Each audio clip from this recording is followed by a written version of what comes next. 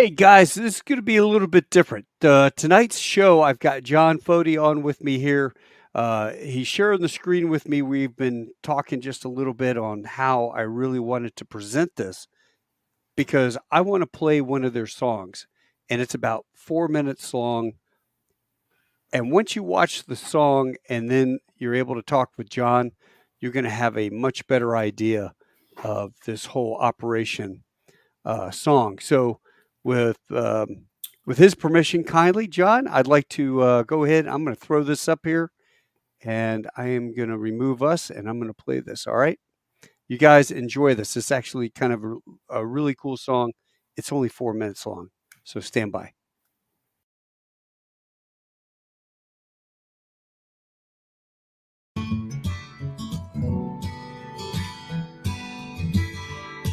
My name is Richard Phillips Stroud, Sr. I was born in Bottom, Texas, 1926. At 15, I soloed in a Piper Cub airplane and joined the Navy when I was 17 during World War II. How do you fly a Piper Cub? You're 15, not old enough. Speed down the runway and lift her up. Is that how you do it?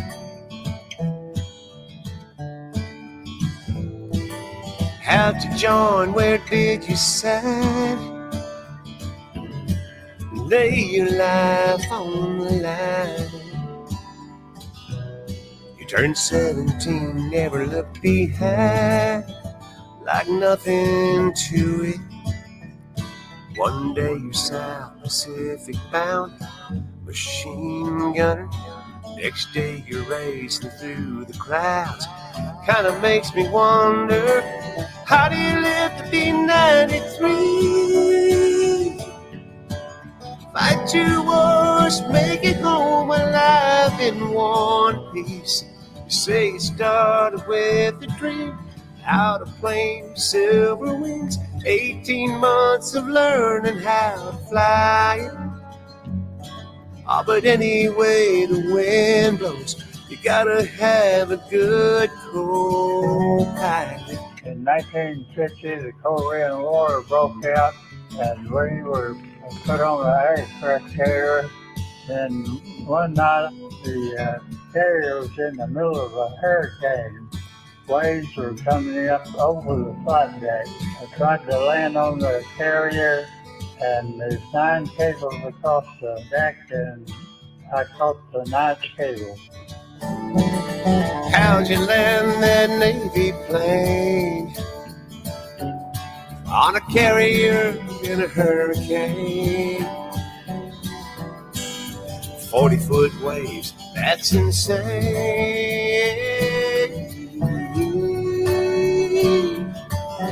Man, you did it. How do you live to be 93? Fight your wars, make it home alive in one piece. All the hoops that you've jumped through, more than just a time or two. Without him, you wouldn't have survived. I guess anyway the wind blows, you gotta have a good co-pilot. The admiral of the task force who was standing there stuck his hand out and he said, "Son, I'd already kissed you goodbye." When they wave you off the last 6 times, you're lucky 7, 9 cables down. You hit number 9. Thank God in heaven. How do you live to be 93? Fight your wars, make it home alive in one piece. You say you had helping hand, you're playing on the seats one day. You just smile and point a little higher and say anyway the wind blows, you gotta have a good co-pilot. You know anyway the wind blows, you gotta have a good co-pilot. pilot. I told the admiral, I said, that was not me flying that plane, that was my co-pilot. He said, you were in a single-engine plane, you didn't have a co-pilot. I said, I sure did. My guardian angel was doing the flying that night.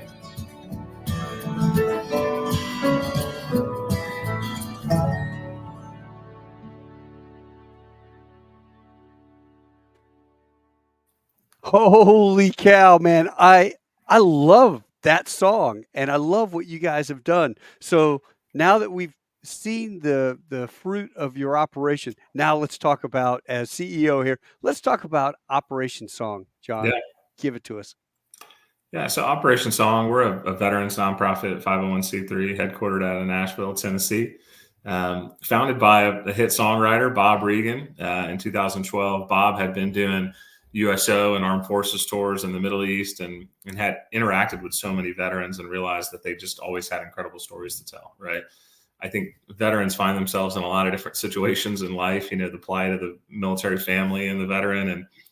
And Bob really started to fall in love with being able to interact with veterans and capture their stories. And he had this idea of consistently pairing veterans with songwriters, you know, as a process for veterans to be able to work through their experiences. And so he did. He started Operation Song, and for over 10 years now, we've been writing songs with veterans. And to date, we've written over 1,700 songs, very similar to that one. You know, some songs that veterans love sharing, some songs that veterans just want to keep to themselves. You know, it just depends on what the story they decided to tell and the content they wanted to put in there.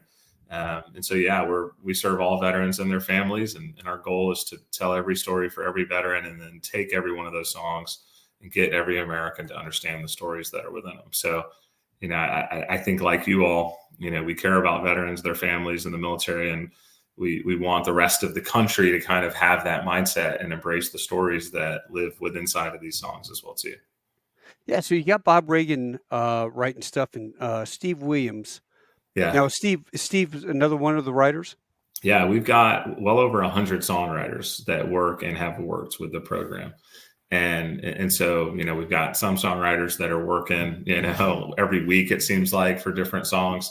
And then we've got some songwriters that are able to come in, you know, once or twice a year and write a song or two.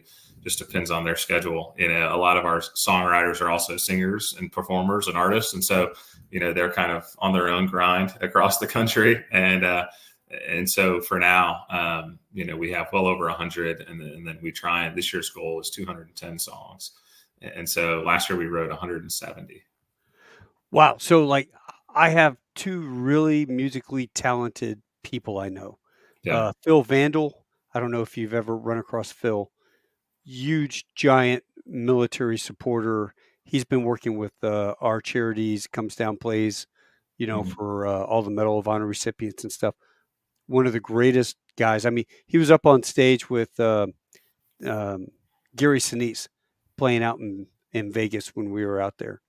Love that guy. I would love to get him in touch with you. I think this would be really good. And then another Army veteran, part of our tag, Christian Martin, his daughter Ray Nicole, she's an up and coming, just killer country singer. So, man, I can hook you guys up. This would be good. Send them our way. We're of course always looking for veterans to write songs with.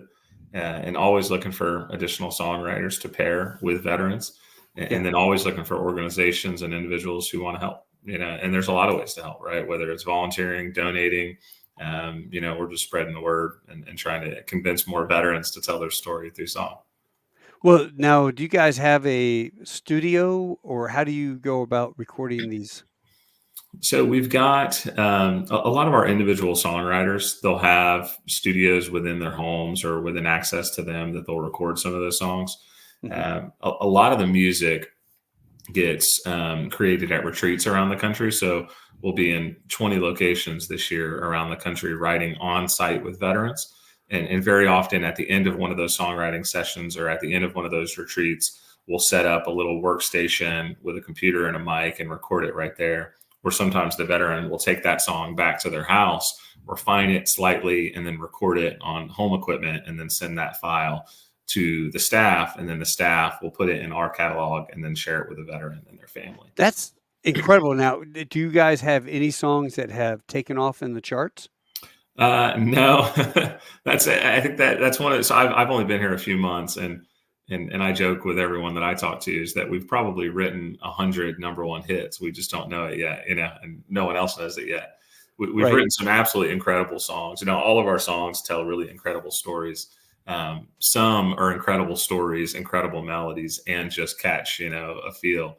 And to this point, no. And the goal is certainly to continue to share those stories. And if one takes off, great.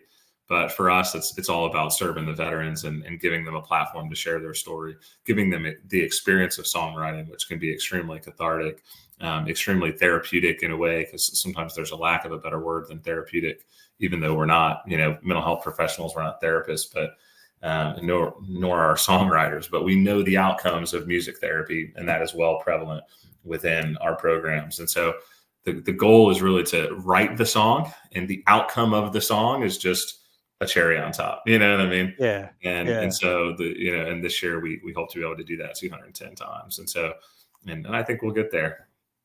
That is so cool. Now, give a little background on yourself with your military service.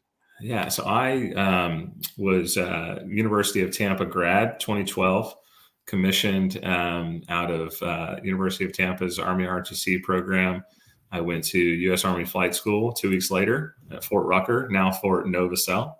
If you're familiar with Army aviation, Novosel was a chief warrant officer, and I'm pretty sure he was a Medal of Honor recipient. And so here we are, a couple of days removed from Medal of Honor Day. But so Fort Novosel, graduated flight school 2013. And was a 60 pilot, had assessed in flight school for UH-60 Blackhawks. And, I really joined the Army because I wanted to see the world. And I got stationed like 45 minutes from my hometown in Fort Campbell, Kentucky. Really? Yeah, I was from Nashville, joined the Army to see the world. And of course, I get stationed at Fort Campbell. And so I was in the 101st Air Assault, 5th Battalion, 101st Combat Aviation Brigade.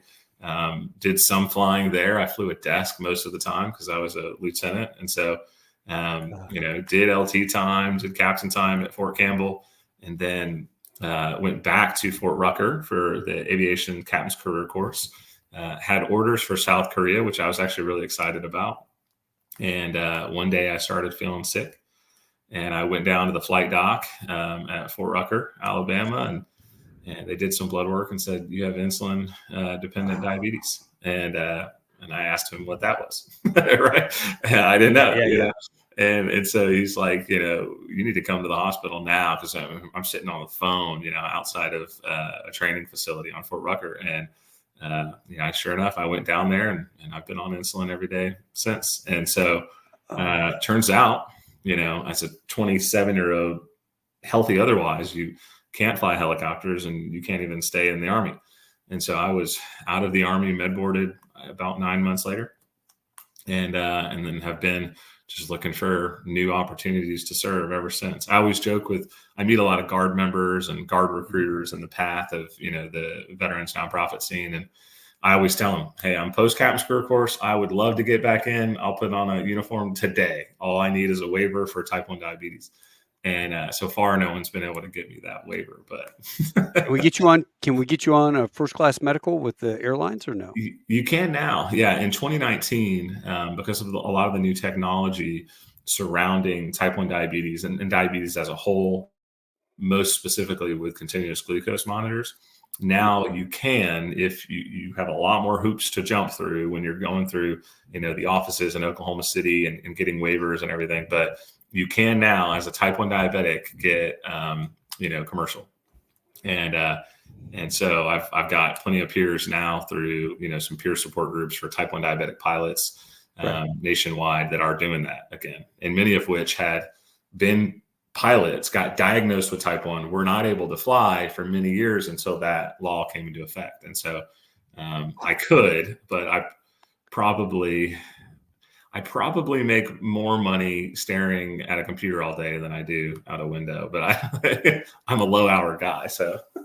Yeah, well, we could probably fix that. I tell you what, we need to make arrangements for you and Josh Lee and Jim McClung, Tim Kurtzenbaum, and the RTAG guys, Yeah. because they do have a live band on a Saturday night. Maybe that would be something you guys could interview one of whoever wins the award that night for the Golden Taco Award. Whoever gets that, you guys interview them, do a story on them, make a song, and then you can play it at the event. That would be cool. We'd love that. Yeah, any opportunity for us to write a song with a veteran and then share that song is, that's right up our alley. Well, what's your favorite interview so far and song? It's tough. I gotta find a favorite. I started here in January. Before here, I was working in a different CEO role for a veterans nonprofit out of Oklahoma called the Dale Kager and Veterans Foundation. And there we were accredited with the VA and we would do VA claims all day, right? Helping veterans get access to their VA benefits. And so when I came here, I really got to work on, the program and the process and our administrative processes and the overhead. And I've listened to hundreds of songs since I got here in January. And I haven't yet found a favorite. I love many of them. I have appreciated all of them. I need to find a favorite. Well, I know that's a difficult question to ask. I mean, which one's your favorite? It's like your favorite kid. You know what I mean? I only have one kid, so I guess I have one favorite. But the song that sticks with me the most, and it's probably because I saw it unfold, I saw it get recorded multiple times a year. We go down to a inpatient facility for veterans and first responders struggling with substance abuse issues. It's a program called Warrior's Heart. And it's down in Bandera, Texas, so maybe not too far from you there. And we go there 4 times a year, and we write with veterans for free in that program as a part of the program in order to help them, normalize some of their experiences and really document their story through song and get the process, really the very cathartic and therapeutic process of songwriting. And back in January, we had, or beginning of February, we had a veteran who post 9/11 veteran, right? Special forces guy, countless tours, Iraq, Afghanistan.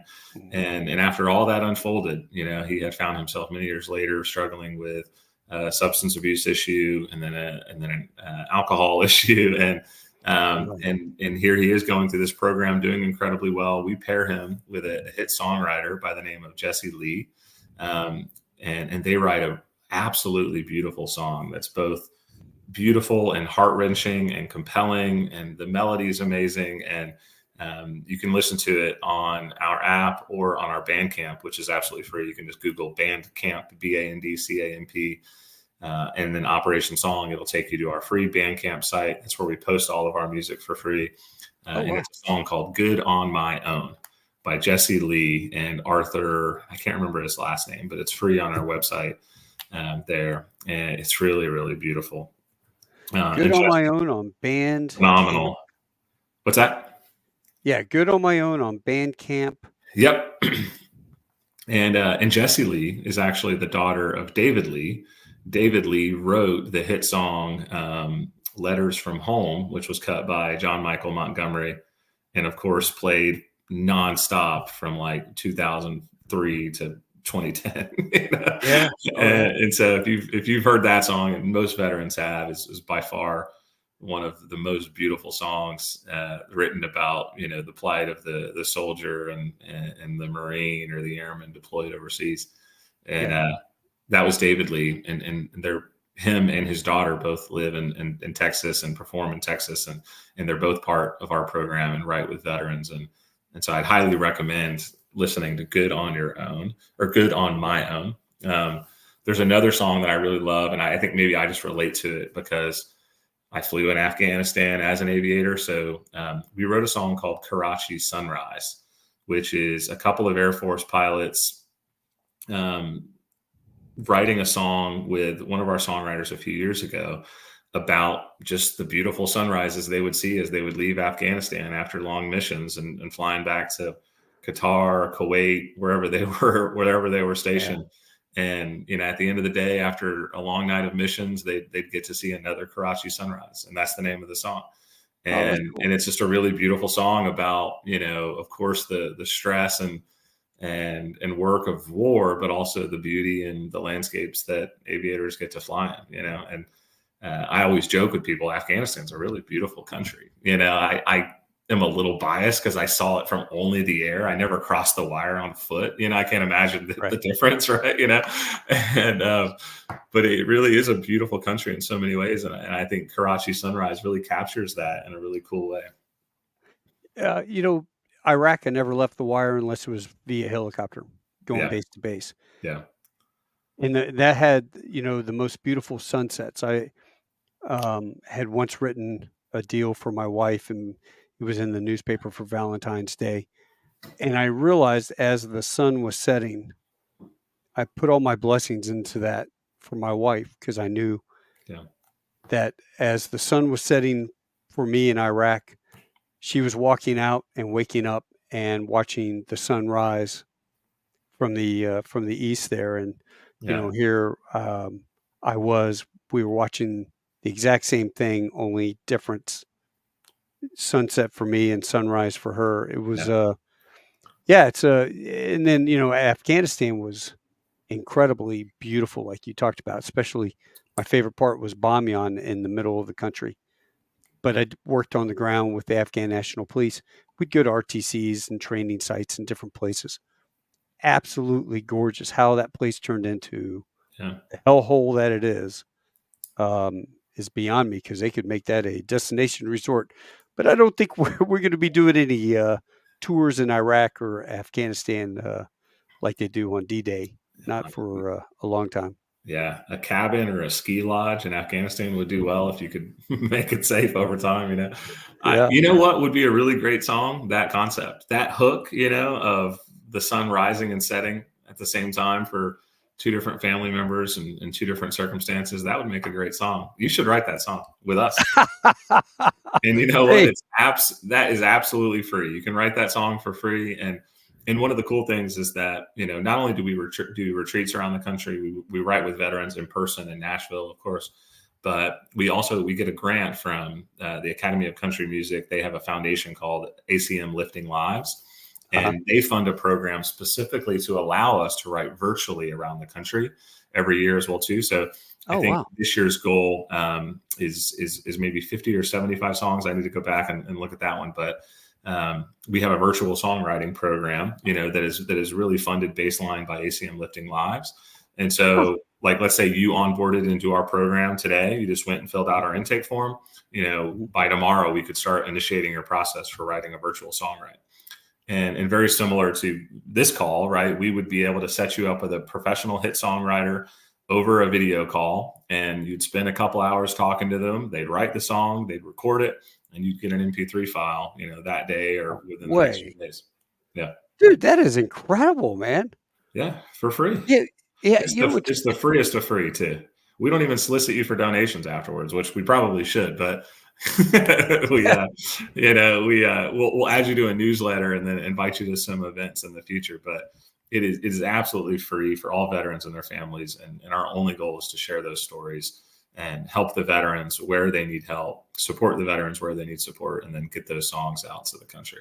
So everybody that donates, operationsong.org, they donate there, then that goes to cover the cost for the recording in the studio and all that stuff, right? Absolutely. Yeah. And we're a small team, you know, there's 5 staff members. We've got 100 songwriters, you know, that mostly donate their time and their efforts. And then we've got of course a board of directors that works absolutely for free, supporting, you know, the overhead and the leadership of the organization. And then our founders, you know, Bob Regan and Don Goodman, you know, Bob Regan still stays very involved, but is a little bit more hands off now as he's gotten a little bit older, but still an incredible advocate for our mission and vision. And yeah, every dollar, that gets fundraised goes to support that songwriting program and ensuring that the stories of veterans live on, beyond them. And also that the message within those stories gets shared with Americans so that they hear it. I think about my daughter, right? My dad served, my father-in-law served, I served, my wife served. My wife was in the Air Force.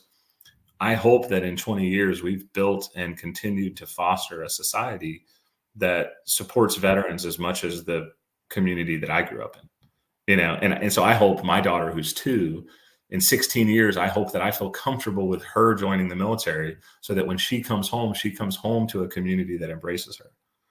Well, you joined in 2012. So was your dad a first war Iraq vet? He was my dad was older. My dad was a Vietnam era veteran.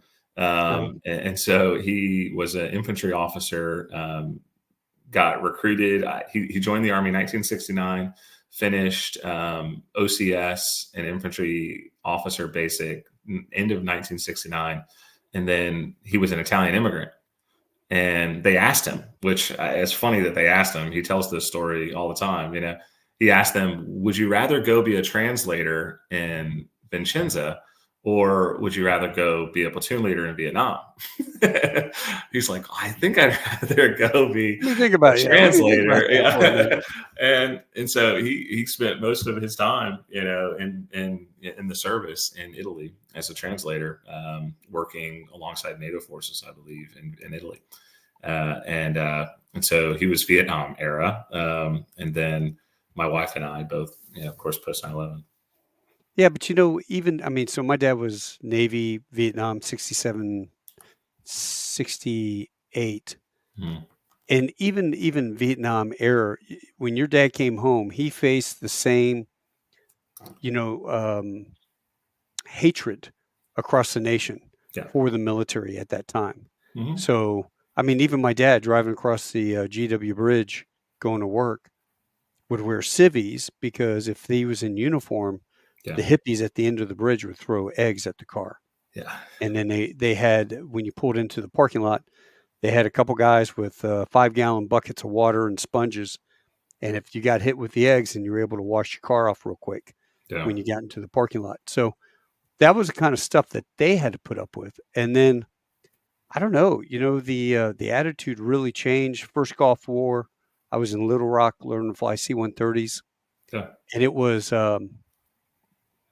attitude had completely shifted. Of course, proud to be an American. Oh, God, that played every 5 minutes. But it was nice. It was nice to see that shift. Yeah. And then in Iraq and Afghanistan, you got mail from folks through, there was an operation, any Marine, Soldier, Airman.com. And you got mail through these organizations and people supporting, and the letters of support were, I still have a trunk full of these letters in my attic. Meant so much to me as somebody deployed at the time, and the rough stuff that we were going through.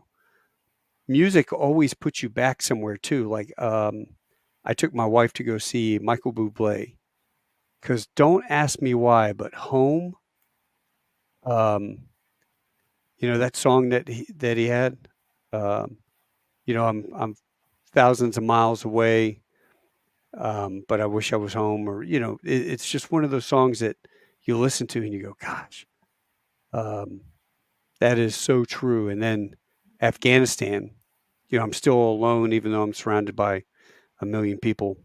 Yeah. Then there was another song, and I love country songs, or songs with a story, like what you guys wrote with Copilot. Taking this stuff and making a story out of it was phenomenal to me. I really love that.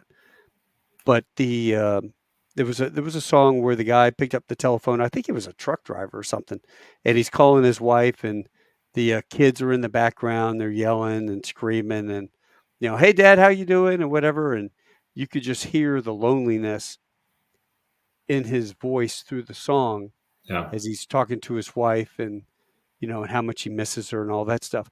And that song, boy, that tore a heartstring out when I got home, because because that's what I felt like when I was on the phone talking to my kids or talking to my Mhm. wife. And, don't worry, honey, everything's taken care of. But music definitely you can take a moment in time in life and you remember exactly where you were when that song came out or that song played or what feelings you get from that. So I can't imagine what vets are getting from a song that their kids probably play, or listen to on their playlist. I think that's phenomenal. Yeah. And it's, there's things that veterans will put in a song that they won't say out loud. And so for a lot of veterans, they're able to say something to a songwriter that gets translated into a very palatable or, tangible line that gets put into the song that now their family gets to relate to, Yeah. And so I think in our program, music and the songwriting process is also a way of connecting families together. Because like, I'd mentioned, right, veterans will say things to a songwriter that they won't say to their spouse, right? And Right. that can find its way into a song. And now the veteran is able to relate to their family that much more in a way that they hadn't before. And so I think a lot of veterans struggling with, combat related PTSD or, accident related PTSD or depression or anxiety, sourced from that can find a lot of outcomes in the songwriting process. Right. And then same thing for veterans who want to tell an amazing story, a story of triumph or a story of courage, or just a funny story about their service, right? It continues to give them a way to associate their experiences through song to their families and friends. And then now, for us, it's like, how can I share that story with America as well too, so that they also know?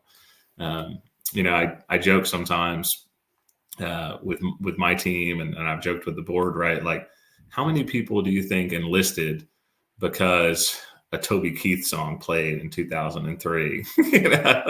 True. Courtesy of the Red One. How many people got so amped up by a Toby Keith patriotic country song that they were like, I'm literally joining the Army because of this? It's got to be thousands. Music just has a way of inspiring. It has a way of connecting people to causes, to missions, to values, so I think music and veterans is just such a natural connection, especially here in Nashville. And so, yeah. Now, what song takes you back to Afghanistan? What was the song that you left on, or you heard on AFN all the time, or FEN or whatever? Yeah, interestingly enough, and it's a small world story. So we are really fortunate to also be funded by a program called the Journey Home Project. The Journey Home Project is run by a man by the name of David Corlew, who's a longtime manager of Charlie Daniels. And so the Charlie Daniels band, of course, has a song, the Devil Went Down to Georgia. And so I played, for some reason, that was just like one of the few songs that I had on my iPod when I was in Afghanistan. And so I would always play it on like taxi and takeoff for other people's flights. So if I'm on the back of a Chinook or a Black Hawk or a C-130, I would always play that song. And so that song takes me back to Afghanistan, because if I wasn't flying and I was in the back, I was listening to that song, sometimes on repeat. And I specifically remember landing in Bagram and getting on a Chinook and flying from Bagram to Jalalabad for the first time. And I just had that song on repeat as I sat in the background thinking like, okay, for the first time, like, yep, I'm in combat. Like, welcome to Afghanistan, And so you said you were a C-130 guy, right? I flew C-130s for a couple of years. I hate C-130s. Oh, come on, man. Go slow, hot, cold. Yeah, I had to fly on a C-130 all the way from Qatar to Bagram on my way in. Yeah. This is terribly slow. Yeah, it's slow and uncomfortable. And then on my way out, I found myself on a C-130, and I was supposed to fly all the way back out of Afghanistan on C-130. And then we had a pressure issue, cabin pressure issue. So they dropped down. The crew chief starts running around and handing out the bags, which I had never seen in my life. He's like, put the bag on. And so I put some like oxygen creation bag over my head. And lo and behold, it's like the hottest thing in the world. So here we are. It's like Afghanistan, August. and I've got a bag over my head that's burning the heck out of my neck. And since then, I've hated C-130s. There's a song for fans of freedom. Yeah. And if you get a chance, it's on YouTube, For Fans of Freedom, and it's about C-130 crew, and talks. I would love if those guys give me permission to use that song as my intro. I'd change it in a heartbeat. But Oh yeah. For Fans of Freedom's a C-130 song that you'd like. Yeah, I flew Hercs all around the world. It was a great time. You got paid per diem. The enlisted guys got paid per diem. Mhm. So, we'd be in Rhoda, Spain one night, and Bitburg, Germany the next, and Mildenhall, and then Yeah. Keflavik, Iceland, and then back to Bermuda, and then home. I mean, so you got to see a lot of different things and stay there and enjoy it as well. Yeah. So for a crew member, I'm sure it's great. yeah, all right. So, some of the stuff they would do is they would make it really hot. They would crank the temperature up. And so the guys get really hot back there and they start stripping down, they're sweating. And then they're like, yeah, it's broken. Sorry about that. And then they would crank the temperature in the back, like freezing cold, and just messing with grunts and stuff. They had a tendency to do that. Kind of like helicopter guys. I can't remember where we were on debt somewhere, and they got a bunch of these grunts out there to start pushing the CH-46, pushing it because they had to kickstart it, so they get it going, they pop the clutch, Yeah. slow down. They're just like, all right, guys, got to do it again, faster. And they would do that, or they would take the grunt in the back, and there was the hydraulic pump. Yeah. And they would tell the guy, hey, I need you to pump this so we can get some altitude. Stuff. They still do stuff like that too. Yeah, stuff like that. 50 yards of flight line. Like the APU pump for, hydraulic pressure. Yeah, they still do stuff like that. Have crew chiefs that'll, give some infantry guy like one of the rotor blade tips and try to convince him he's got to try to run and get this thing going like it's a spin top or something. They do that. What's your favorite? I have a Marine I work out with in the morning was talking about, hey, Jocko, we ought to do a book, Tales from Boot Camp. What's your favorite tale? And then we could make a book and sell it and then give the money to charities. And I was like, yeah, everybody's got a story. What is your favorite boot camp story? Do you remember? So I never went to boot camp. Well, not technically. OCS. Or OCS. How about that? The closest thing I have is LDAC, in ROTC. I think it's a little different now, but, for a long time, many ROTC cadets, the only thing they would go through is the leadership development and assessment course. It's like a 3-4 week course over the course of one of your summers before you commission. Because for ROTC students, boot camp is kind of just stretched out over 4 years, in college. It's very different, but because I hate to say that I don't really have a boot camp style story, and LDAC is such a different experience. Well, then I guess boot camp to be.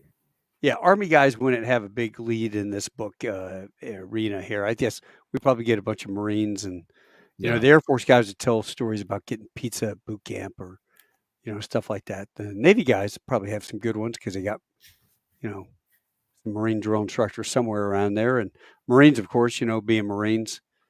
Yeah, we probably have some good ones. Yeah.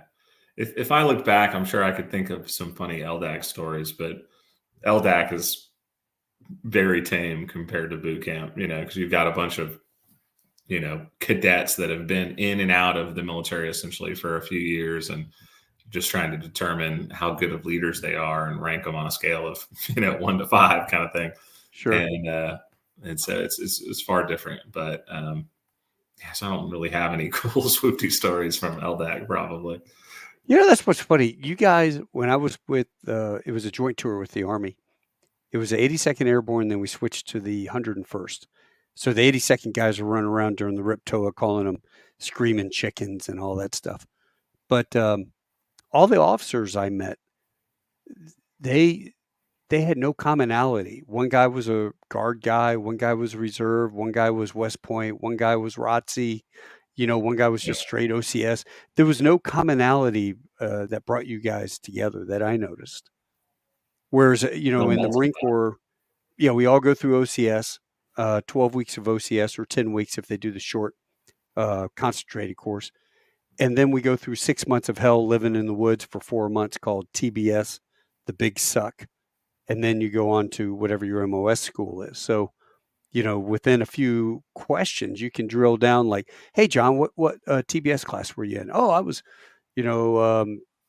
Alpha 91. Oh, I was Hotel 88. Oh, do you know so-and-so? And then, you kind of can drill down that way. It's funny how you guys don't have that. Yeah. Flight school, Army flight school is probably the closest thing because it's, Fort Rucker is such a small community, even if there are, 12,000 students or how many ever students, going through the program at a time. And so normally you can kind of hash down like flight school years and then you could figure out common people that but that is really the closest thing. What'd you guys paint on your rock? I don't even remember. See, you're asking the real tough questions. I had thought about that. When I was at Fort Rucker when I got diagnosed with type 1 diabetes, and it was many months before my med board took place, and I got transitioned out and everything. And so I was the executive officer of Bravo Company, which is the warrant officer component of flight school, like the admin side, right? So we had at one point it was the largest company in the Army. We had like 700 or 800 soldiers, and they and I've got a picture of it on my phone. I can send it to you. One of the classes that came through, they painted just a giant picture of Dwight K. Schrute from The Office, and the tagline next to it was Bears beats Battlestar. Oh, and I've always loved that. At one point, it was like my screensaver on my phone, and so there you go. There you are. Yeah, that's a picture of me. That's in Jalalabad. And you might have done this, and a lot of my peers did this. I would buy I'd go to the commissary or like the little shopette on Jalalabad, and I'd buy like 10 flags. And I'd shove them all in my bag, and I'd take maybe one, put it on the, above the instrument panel, and we'd fly all these. And I went home with like 15 or 20 flags at the end of that deployment. I didn't have the opportunity to be a pilot either in Iraq or Afghanistan. Yeah. But what we did, I lived at the embassy in Kabul, and I worked over at Camp Eggers, and the Marines that ran the embassy, all Marines run the embassies around the world, all the different embassies. And the State Department people and FBI guys would always go up to them and ask them to do a flag in honor of somebody. Mm-hmm. Well, they were just like, no, we're done. We're not doing flags for anyone. So they came to me. We were somewhere in the FBI. I worked with the FBI, and the lead comes up and says, "Hey, Taco, do you think you and a couple of your Marines would do the flags for us in front of the embassy?" And I'm like, yeah, sure. Thinking a couple, right? We were out there. It was hotter than hell. We were out there for like 2 hours straight, and they had an assembly line. They'd brought 2 tables out. And so they would unwrap the flag, open it up, and then our 2 Marines would hook it up, run it up, salute. I had these certificates, and they would give me the names. I would type the name in, print them out, really nice colored, and they mailed them off. That goodwill right there got me more cool gear from the FBI. Is past statute of limitations, but I got a lot of really cool surefire stuff. And hey, Taco, man, hey, here's a flashlight for you and Bob and Jim, here. So I've still got some of those flags, and I've still got like blank copies of those certificates that I'll recreate, because I'm like, and at the time I had more flags than I had people to give them to, and so I still hand them out, and they're very valuable in the veterans community, and so. Yeah, I've done quite a few flights into that soccer field at the embassy there. Oh, and and then the headquarters. I don't remember what headquarters it was now that I think about it, but we used to fly in there a lot from Jalalabad. Always a sketchy approach, but a fun approach. Are you talking about there at the ISAF headquarters, or so there was like a soccer field next to it? And now that I think of it, probably wasn't the embassy. Maybe it was like the like the Afghan forces or like the joint forces or something headquarters? Yes. Yeah, I don't remember. I can't. Now that I think about it, I need to reflect more on certain things and remember. You know what? Even though it feels like it was yesterday, I mean, that was almost 18 years ago. Yeah. I mean, my Yeah, daughter was it just, was almost 10 years ago. yeah, my daughter was just a kid, and I think she was 18 months old when I left for Iraq, and then we had Megan, and maybe Megan was 6 months old when I left, and Susan was 18 months old. I think that was it. They don't even recall. They have no recollection of me taking off on either of my trips. But yeah, we used to collect that stuff and send it back, and or like you can't see it on the wall behind me, but I have a couple props that I took off Marine UAVs. If they ran them up and it didn't get to the RPMs, I would trade cigars for these things. And yeah, I brought them back, and I would send them out to cigar places and sign them, and get all the boys to sign them, and they would hang them up. We'd get just tons of cigars. That was good bartering material. Yeah. Always have fun. Now, have they done a song for you as the CEO? It's funny you should ask that, because my staff has mentioned that to me by 10 times since January. I have not written my own song yet. I think so. And the reason I think it's an interesting story that I haven't is because I, like many veterans, feel like maybe I don't have a great story to tell, Right. But the interesting thing is, right, you don't have to be a veteran struggling with PTSD. You don't have to be a veteran who is telling a story of combat. Those things. We have many songs, and those are some of our most incredible songs, right? But many of our other just as incredible songs have been written by Gold Star mothers, by family members, by non-combat veterans, sharing other, kinds of their, other types of stories. And so I think for years now, I've been, reflecting on my own service. And since I've started here, I've thought about like, well, I don't know what story I'd want to tell, and maybe being a little insecure of like sharing a story that doesn't seem as cool as other people's story. And that I think is one of my least favorite things about the veterans community. And I love the veterans nonprofit community.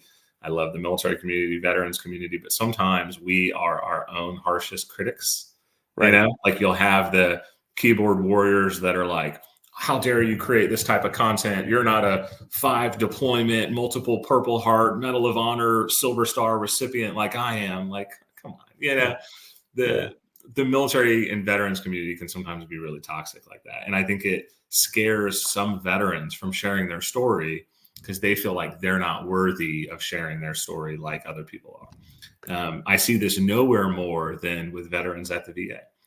I can't tell you how many veterans I meet that don't go to the VA because they think they're not worthy of medical treatment, because they're like, other guys did more than me. Other guys suffered more than I did. Other gals saw things that I didn't see. They deserve it more than me. Like, I'm not going to go because I don't want it to interfere with their care, with their benefits, which is backwards thought. It actually hurts the program if not all veterans are using it to its maximum capacity. What I did 29 years, and I regret to say I have yet to register with the VA. You absolutely need to go. I know. I've got to. It's kind of like your staff telling you got to do a song, boss. Well, are you getting your benefits? Like, are you getting compensation benefits or any other types of benefits? You need to. You were in for 29 years, you said? Yeah. It's possible. It is very unlikely that you're not eligible for a disability benefit of some sort, right? There are some veterans, I meet some that after many years, 20, 30 years, they're just as healthy as the day they got in. Most are not. Most have a back pain issue. Most have had a knee surgery. Most have been exposed to, loud acoustic traumas. So they're eligible for hearing loss or tinnitus benefits. And so it has happened. And I've done thousands and thousands of VA claims. It has happened.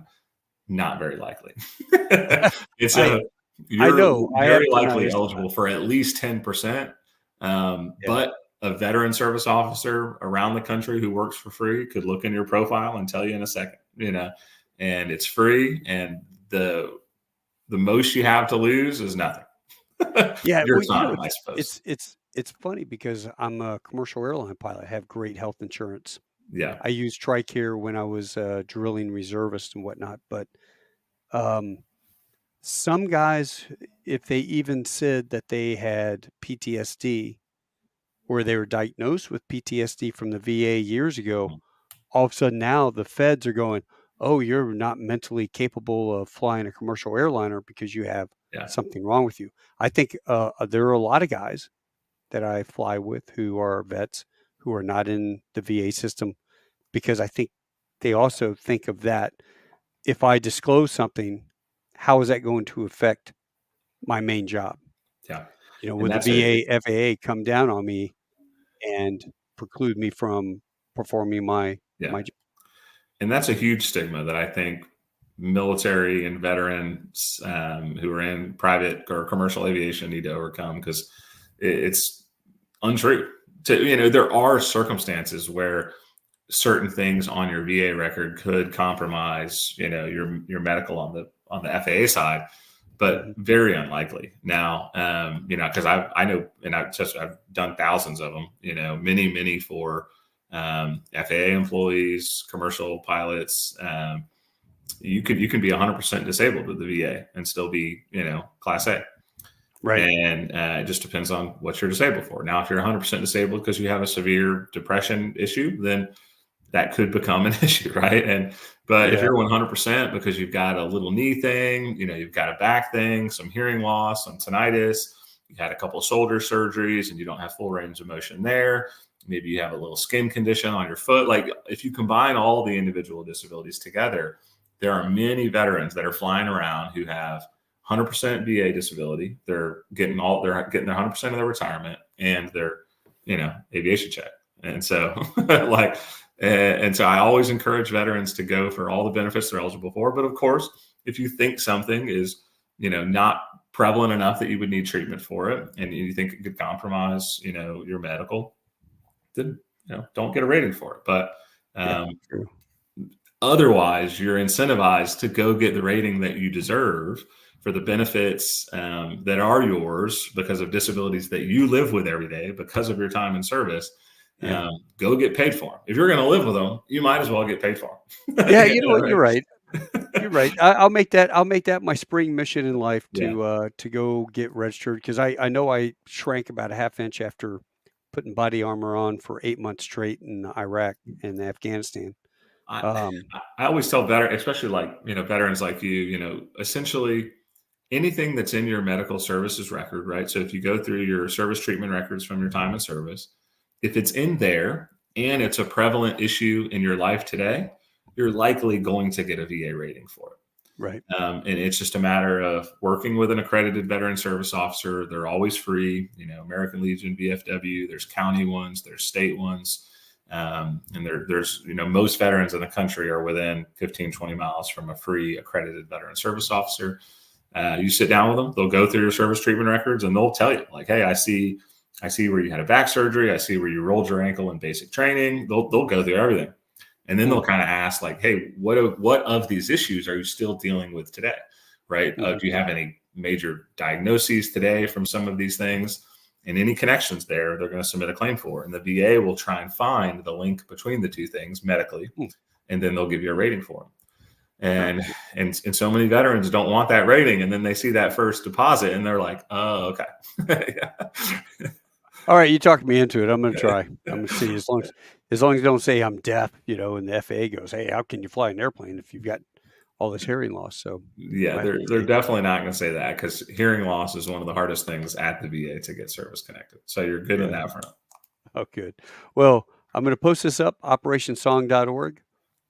And if anybody feels in their heartstring after we get done, I'm going to play that video again. Yeah. There are many, many, many videos out there on YouTube from operationsong.org. I encourage you to go give them a listen and check them out. They're beautiful. And I love how they tell a story. So if you feel in your heart you would like to donate this year, some of your tax returns you get back, there's a great place that you can help fellow vets. Yeah, So we're appreciative of every dollar. And at a minimum, we'd love if you followed us on Instagram or Facebook or we're on every platform, so you name it, we've got a tag. It's always at Operation Song. We would just love a follow, because in the future we're going to post music there, and you'll have the ability to listen to it and hopefully feel just as inspired as the veteran who wrote it. And so thank you all. And you guys are on all social media platforms, Facebook, Twitter. Absolutely all of them, even the recently controversial TikTok. And so we've got some videos on TikTok that have done really well, and it's always veterans of or stories of veterans and a songwriter coming together telling a cool story. And so yeah, we'd love to chat with you on any platform. Follow us on any platform. That's at least free. And then if you'd love to tell your story, you can do that by signing up through our website. And we're always looking for songwriters. And of course, nothing in this world, even nonprofits, are free. And so we'd love a donation. Every cent, every penny will go towards, telling every story for every veteran and their family. Well, highly recommend it. I'm going to go. This is taped. I'm going to play this tonight because I missed being able to do anything last night. I was working, but I will post that song because I love Copilot. But I will also look for Good on My Own and post that across Facebook and Tall Tales with Taco. So feel free to share it. And man, I really appreciate it, John. When I see you in Nashville, I come out and visit my aunt Rachel. Oh yeah, I'll buy you a beer at Puckett's. Yeah, and I might see it if for an RTAG event.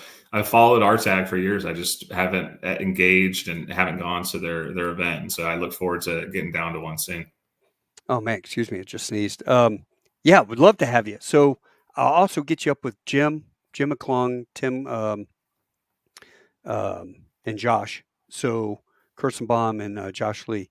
Mm-hmm. So you can work and see if there's something that even like we had, like I said, Christian Martin's daughter. I'll send you a link to her music. She's like the next Voice or America's Got Talent or something. Yeah. Girl uprising, rising star. But hell, maybe a song's written that she's able to sing for the RTAG people. That would be pretty cool. Yeah. Let's make it happen. We'll work on getting you down there. How's that sound? Yeah. All right, John. Hey, John, I can't thank you enough. I'll drop you off. I'll drop myself off. Folks, if you missed the intro, I'm going to play this 4-minute song, and I hope you enjoy it. Yeah. Thank you all. Right. Hey, take care, man. I'll talk to you soon. Hoorah. You know what, folks? I hope you enjoyed this, and if you have a chance, go join them on operationsong.org, and feel free, open up, give them a couple bucks, $5, $10, whatever your heart desires, and you're able to afford. It's a worthy cause. In my book, this is one of those great deals that's going to help out our fellow veterans. So thanks so much. Enjoy this song. Take care. Hoorah. Until next Tuesday. Adios. Hasta luego. Auf Wiedersehen. Tschüss. Sheshine au revoir. Domo arigato gozaimasu. No shine kudasai. Ciao. Rivedici. Tashakur. Bye.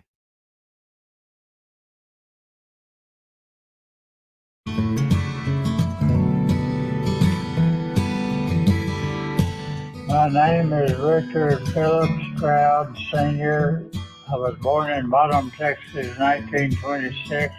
At 15, I soloed in a Piper Cub airplane and joined the Navy when I was 17 during World War II. How do you fly a Piper Cub? You're 15, not old enough. Speed down the runway, lift her up. Is that how you do it? How'd you join? Where did you sign? Lay your life on the line. You turned 17, never looked behind. Like nothing to it. One day you're South Pacific bound, machine gunner. Next day you're racing through the clouds. Kinda makes me wonder, how do you live to be 93? Fight your war was make it home alive in one piece. You say it started with a dream, out of plane, silver wings, 18 months of learning how to fly. Oh, but anyway the wind blows, you gotta have a good co-pilot. In 1950, the Korean War broke out, and we were put on the aircraft carrier. Then one night, the carrier was in the middle of a hurricane. Waves were coming up over the flight deck. I tried to land on the carrier, and there's 9 cables across the deck, and I caught the 9th cable. How'd you land that Navy plane on a carrier in a hurricane? 40-foot waves, that's insane.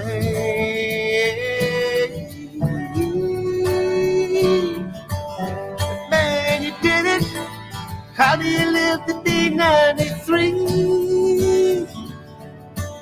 Fight your wars, make it home alive in one piece. All the hoops that you jumped through, more than just a time or two. Without him, you wouldn't have survived. I guess anyway the wind blows, you gotta have a good co-pilot. The admiral of the task force who was standing there stuck his hand out and he said, "Son, I'd already kissed you goodbye." When they wave you off the last 6 times, you're lucky 7, 9 cables down, you hit number 9. Thank God in heaven. How do you live to be 93? Fight 2 wars, make it home alive in one piece. You say you had a helping hand, your plane only seats 1 man.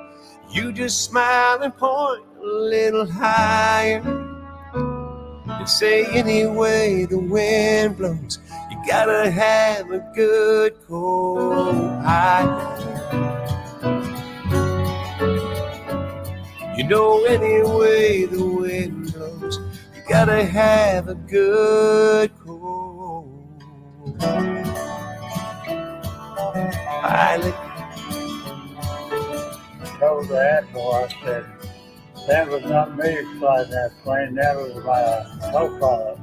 He said, "You were in a single engine plane, you didn't have a co-pilot." I said, "I sure did. My guardian angel was doing the flying that night."